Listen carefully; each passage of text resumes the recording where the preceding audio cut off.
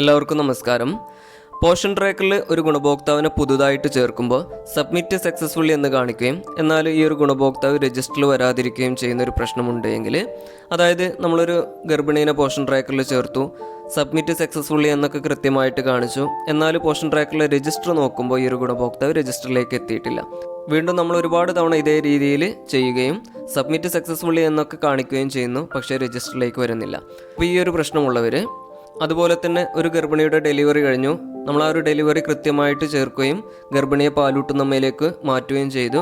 ഗർഭിണി കൃത്യമായിട്ട് പാലൂട്ടുന്നമ്മയുടെ രജിസ്റ്ററിൽ വന്നു, പക്ഷേ കുട്ടിയെ ചേർത്തപ്പോൾ സക്സസ്ഫുള്ളി എന്ന് കാണിക്കുകയും കുട്ടി 0 to 6 രജിസ്റ്ററിൽ വരാതിരിക്കുകയും ചെയ്യുക. അതുപോലെ തന്നെ നമ്മൾ ന്യൂ രജിസ്ട്രേഷനായിട്ട് ചേർക്കുന്ന ഏതൊരു ഗുണഭോക്താവിൻ്റെയും ഫോം സബ്മിറ്റ് സക്സസ്ഫുള്ളി എന്ന് കാണിക്കുകയും പിന്നീട് ഈ ഒരു ഗുണഭോക്താവ് രജിസ്റ്ററിലേക്ക് വരാതിരിക്കുകയും ചെയ്യുന്ന പ്രശ്നമുണ്ട് എങ്കിൽ നിങ്ങൾ ഈ ഒരു വീഡിയോ പൂർണ്ണമായിട്ടും സ്കിപ്പ് ചെയ്യാണ്ട് കാണാൻ ശ്രമിക്കുക. സബ്മിറ്റ് സക്സസ്ഫുള്ളി എന്ന് കാണിച്ചിട്ടും ഈ ഒരു ഗുണഭോക്താവ് രജിസ്റ്ററിലേക്ക് വരാത്ത പ്രശ്നമുണ്ട് എങ്കിൽ അപ്പോൾ അതിൻ്റെ കാരണങ്ങൾ എന്തൊക്കെയാണ്, അതിനെ എങ്ങനെയാണ് മറികടക്കേണ്ടത് എന്നതിനെക്കുറിച്ചാണ് ഈ ഒരു വീഡിയോയിൽ പറയുന്നത്. അപ്പോൾ നിലവിൽ ഈ ഒരു പ്രശ്നം ആരെങ്കിലും നേരിടുന്നുണ്ടെങ്കിൽ ആദ്യം എന്തുകൊണ്ടാണ് ആ ഒരു ഗുണഭോക്താവ് രജിസ്റ്ററിലേക്ക് വരാത്തത് എന്നതിൻ്റെ കാരണം കണ്ടെത്തുകയാണ്. അപ്പോൾ അതിനായിട്ട് പോഷൻ ട്രാക്കർ ഓപ്പൺ ചെയ്യുക.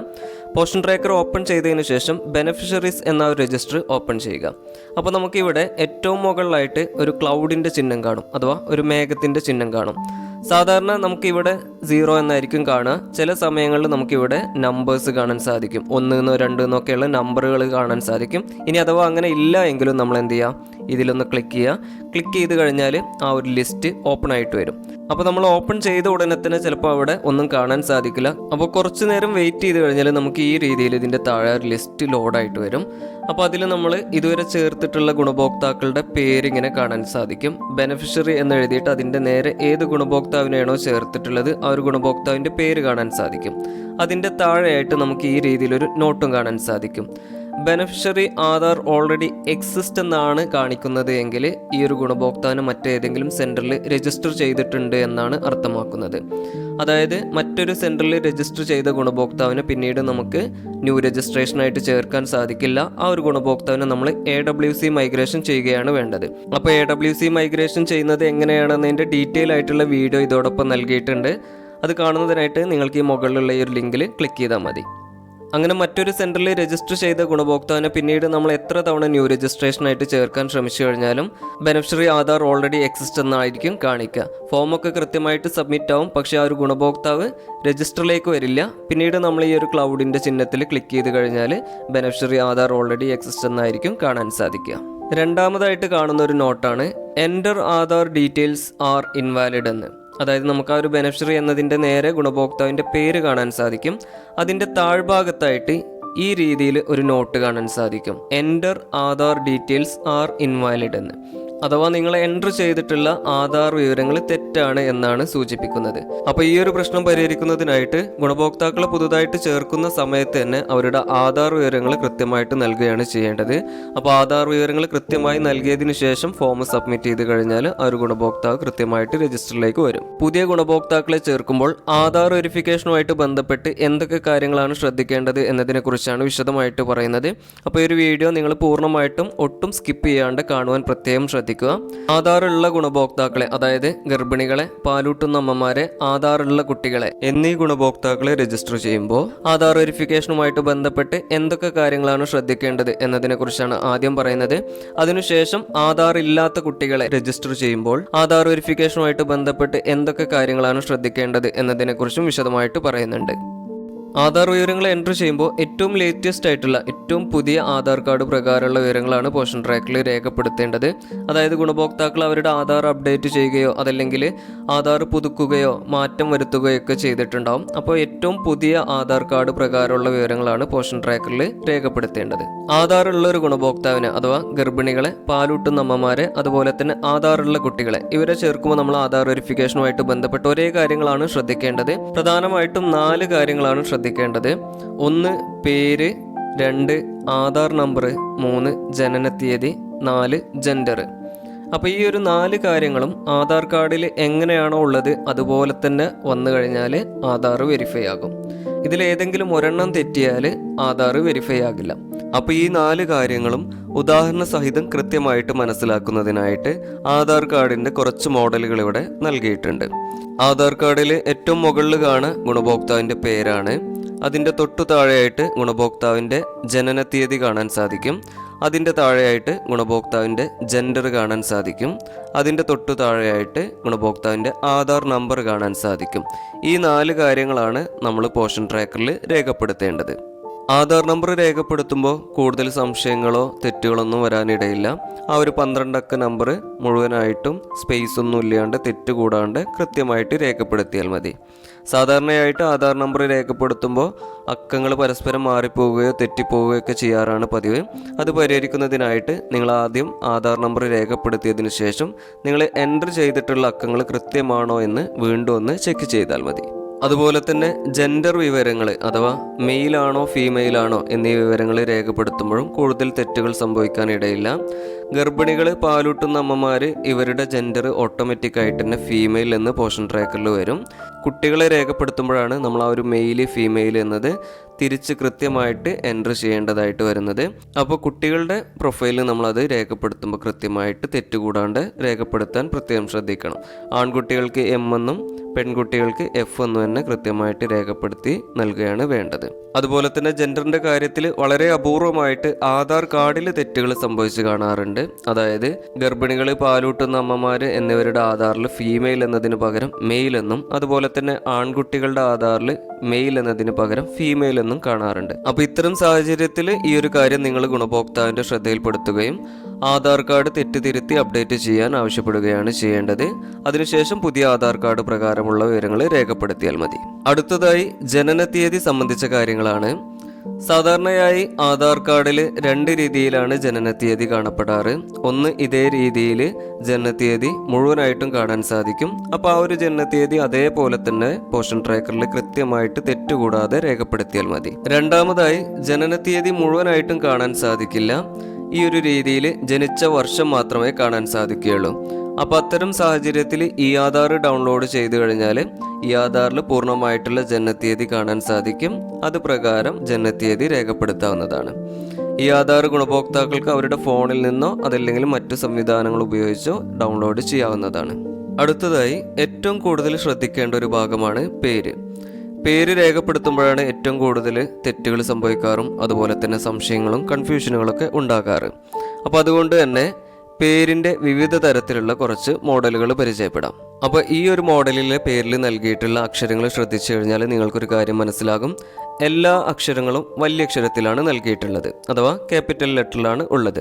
അപ്പോൾ ഇത്തരത്തിലുള്ളൊരു പേര് പോഷൻ ട്രാക്കറിൽ രേഖപ്പെടുത്തുമ്പോൾ മുഴുവൻ അക്ഷരങ്ങളും വലിയ അക്ഷരത്തിൽ തന്നെ രേഖപ്പെടുത്താൻ ശ്രദ്ധിക്കുക. രണ്ടാമത്തെ മോഡലിൽ നൽകിയിട്ടുള്ള പേരിൽ മുഴുവൻ അക്ഷരം ചെറിയക്ഷരത്തിലാണ് നൽകിയിട്ടുള്ളത്.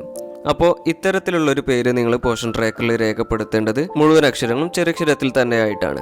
മൂന്നാമത്തെ മോഡലിലെ പേരിൽ ആദ്യത്തെ അക്ഷരങ്ങൾ വലിയക്ഷരവും ബാക്കിയുള്ളവ ചെറിയക്ഷരമാണ്.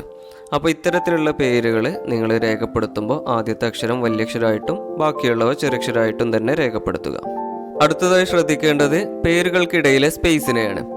അതായത് 2 പേരുകളുണ്ട് എങ്കിൽ ആധാർ കാർഡിൽ 2 പേരുകൾക്കിടയിൽ സ്പേസ് നൽകാറുണ്ട്. അപ്പോൾ അത്തരത്തിൽ ആധാർ കാർഡിൽ 2 പേരുകൾക്കിടയിലും സ്പേസ് ഉണ്ട് എങ്കിൽ പോഷൻ ട്രാക്കറിൽ നമ്മൾ ആ ഒരു സ്പേസ് കൃത്യമായിട്ട് നൽകുക. അതുപോലെ തന്നെ ചില ആധാറുകളിൽ 2 പേരുണ്ട് എങ്കിലും പേരുകൾക്കിടയിൽ സ്പേസ് നൽകാറില്ല ഇതുപോലെ. അപ്പോൾ അത്തരത്തിലുള്ള പേരുകൾ സ്പേസ് ഇല്ലാണ്ട് തന്നെ നൽകാനും ശ്രദ്ധിക്കുക.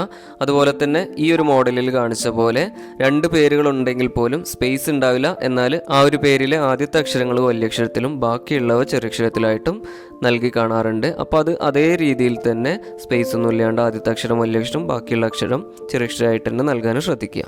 അടുത്തതായി പേരിൻ്റെ കൂടെ ഇനീഷ്യലുകൾ ഉണ്ട് എങ്കിൽ ആ ഒരു ഇനീഷ്യലുകൾ കൃത്യമായിട്ട് നൽകുക.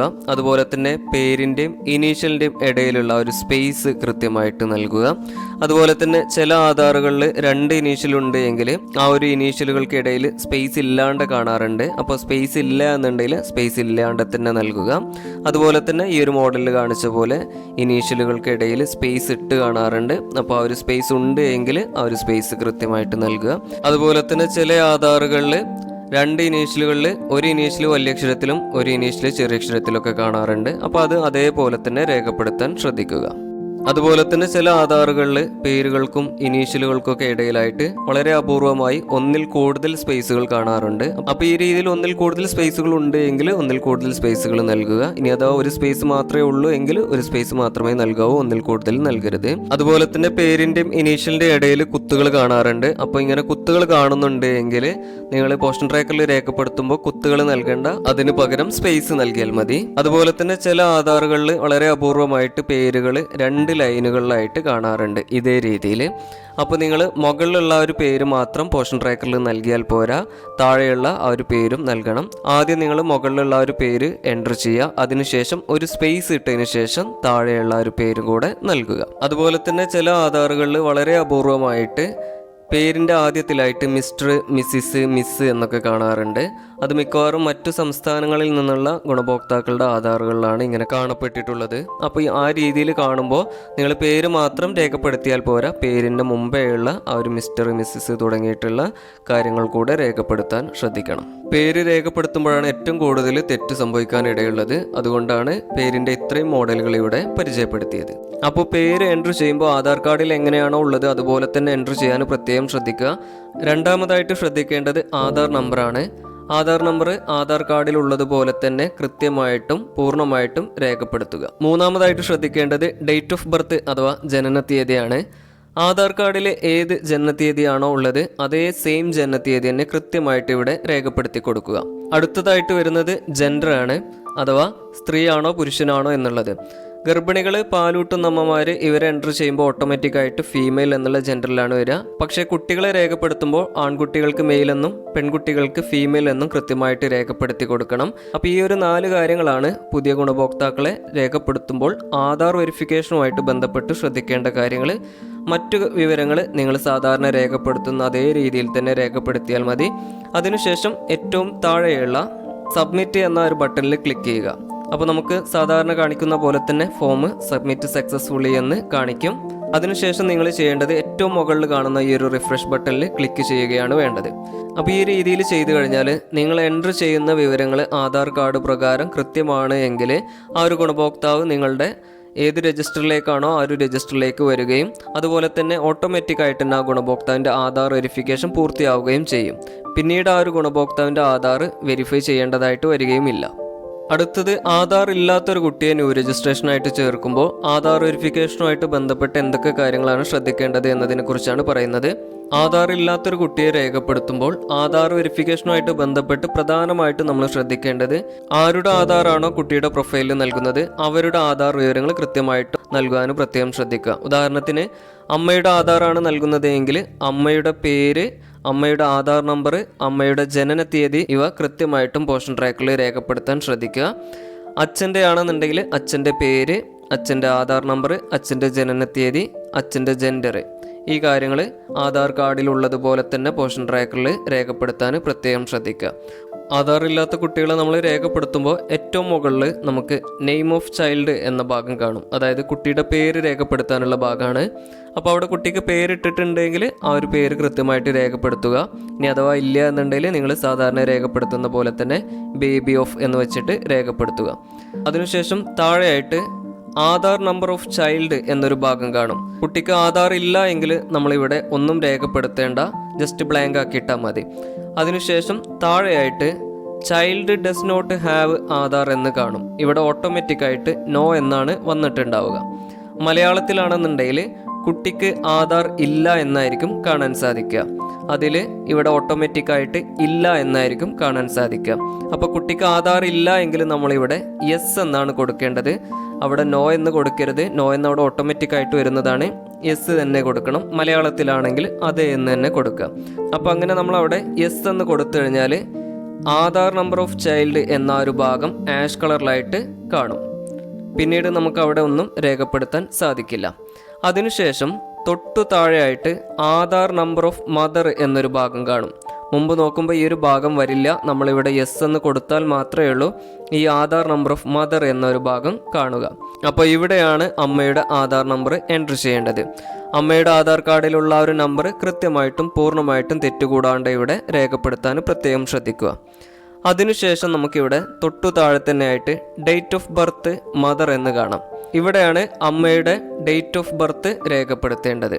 അമ്മയുടെ ഡേറ്റ് ഓഫ് ബർത്ത് രേഖപ്പെടുത്തുമ്പോൾ അമ്മയുടെ ആധാർ കാർഡിൽ ഏത് ഡേറ്റ് ഓഫ് ബർത്ത് ആണോ ഉള്ളത് അതേ സെയിം ഡേറ്റ് ഓഫ് ബർത്ത് തന്നെ ഇവിടെ കൃത്യമായിട്ട് രേഖപ്പെടുത്തുക. മുമ്പ് പറഞ്ഞ പോലെ ആധാർ കാർഡിൽ ഡേറ്റ് ഓഫ് ബർത്ത് അഥവാ ജനന തീയതി മുഴുവനായിട്ടും ഇല്ല, ജനിച്ച വർഷം മാത്രമേ ഉള്ളൂ എങ്കിൽ ഈ ആധാർ എടുക്കുക. ഈ ആധാർ പ്രകാരം ഏത് ഡേറ്റ് ഓഫ് ബർത്ത് ആണോ ഉള്ളത് അത് അതേപോലെ തന്നെ ഇവിടെ രേഖപ്പെടുത്തുക. ഇനി അതല്ലാതെ മറ്റൊരു വഴിയുള്ളത്, പാലൂട്ടുന്ന അമ്മയുടെ രജിസ്റ്ററിൽ ഈ ഒരു കുട്ടിയുടെ അമ്മയുടെ പേര് കാണും. ആ അമ്മയുടെ പേരിൻ്റെ നേരെയുള്ള 3 കുത്തിൽ തൊട്ട് പ്രൊഫൈൽ അപ്ഡേറ്റ് എന്ന ഒരു ഓപ്ഷനിൽ ക്ലിക്ക് ചെയ്ത് കഴിഞ്ഞാൽ അമ്മയുടെ ഡേറ്റ് ഓഫ് ബർത്ത് കാണാൻ കഴിയും. അപ്പോൾ ഈ ഒരു അമ്മയുടെ ആധാർ വെരിഫൈഡ് ആണെങ്കിൽ ആ സെയിം ഡേറ്റ് ഓഫ് ബർത്ത് ഇവിടെ രേഖപ്പെടുത്താവുന്നതാണ്. അടുത്തതായിട്ട് അതിൻ്റെ താഴെ mother does not have Aadhaar എന്നൊരു ഓപ്ഷൻ കാണാം. മലയാളത്തിലാണെങ്കിൽ അമ്മയ്ക്ക് ആധാർ ഇല്ല എന്നായിരിക്കും, അത് ഓട്ടോമാറ്റിക്കായിട്ട് തന്നെ അവിടെ നോ എന്നായിരിക്കും കാണുക. അപ്പോൾ ഇവിടെ നമ്മൾ ഒന്നും ചെയ്യേണ്ട. ഇനി അഥവാ അമ്മയ്ക്കും ആധാർ ഇല്ലെങ്കിൽ മാത്രം നമ്മൾ ഇത് യെസ് എന്ന് കൊടുക്കുക. അതിനുശേഷം അച്ഛൻ്റെ ആധാർ ഡീറ്റെയിൽസ് എൻ്റർ ചെയ്യുക. ഇവിടെ അമ്മയ്ക്ക് ആധാർ ഉള്ളത് കൊണ്ട് നമ്മളിവിടെ യെസ് എന്ന് കൊടുക്കേണ്ട ആവശ്യമില്ല. അവിടെ നോ എന്ന് തന്നെ ഓൾറെഡി വന്നിട്ടുണ്ട്, അതിൽ തന്നെ നിന്നാൽ മതി.